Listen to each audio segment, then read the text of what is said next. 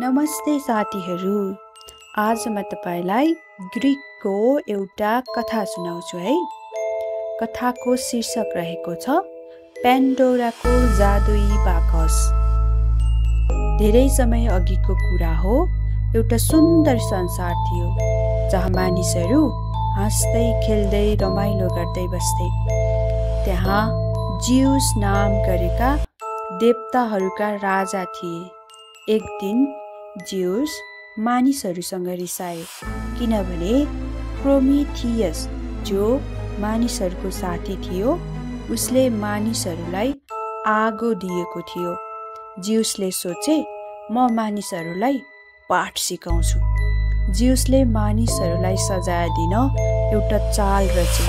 उनले आफ्नो कारिगरलाई बोलाए र एउटी धेरै सुन्दर केटी बनाउन लगाए र त्यस केटीको नाउँ राखियो पेन्डोरा, जसको अर्थ हुन्छ सबै कुरा दिने। देवताहरूले पेन्डोरालाई सुन्दरता, कला, बुद्धि र धेरै जिज्ञासु स्वभाव दिए। त्यसपछि जिउसले उनलाई एउटा चम्किलो र अत्यन्तै सुन्दर देखिने बाकस दिए र भने, यो जादुई बाकस हो, यो कहिल्यै नखोल्नु।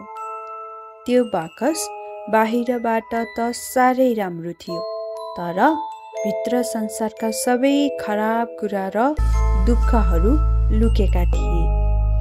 जिउसले पेन्डोरालाई प्रोमिथियसको भाइ एपिमिथियस कहाँ पठाए। एपिमिथियस खासै बुद्धिमानी थिएनन्।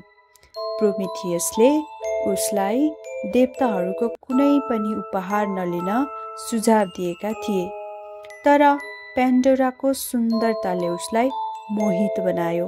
उसले पेन्डोरासँग विवाह गर्यो। दुवैजना खुसी थिए, तर पेन्डोराको मन त्यो बाकसमा अड्किनै रह्यो। उनी सोच्थिन् त्यसमा के होला, एकचोटि हेरौँ त। उसको जिज्ञासा बढ्दै गयो।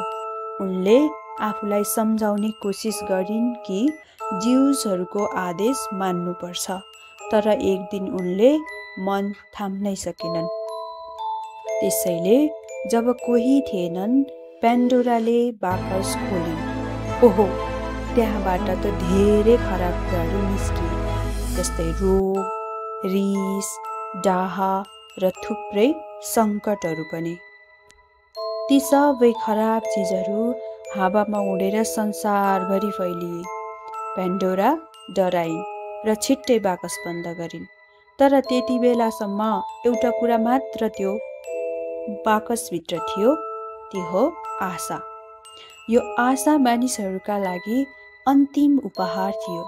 उसले उनीहरूलाई हरेक सङ्कटमा हिम्मत दियो कि उनीहरू अगाडि बढ्न सक्छन्, जस्तोसुकै कठिन अवस्थामा पनि।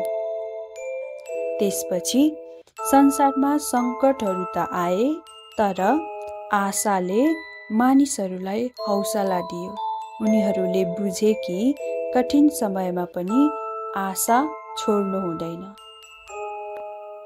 त्यसैले साथीहरू, यो कहानीले हामीलाई सिकाउँछ कि जिज्ञासा राम्रो चिज हो, तर हामीले ठुला बडाले भनेको कुरा पनि मान्नुपर्छ र जतिसुकै कठिनाइ आए पनि सधैँ राम्रो हुन्छ भनेर नै आशा राखेर हिँड्नुपर्छ, किनभने आशाले नै हामीलाई अगाडि बढ्ने ताकत दिन्छ र गन्तव्यमा पुर्याउने हौसला दिन्छ।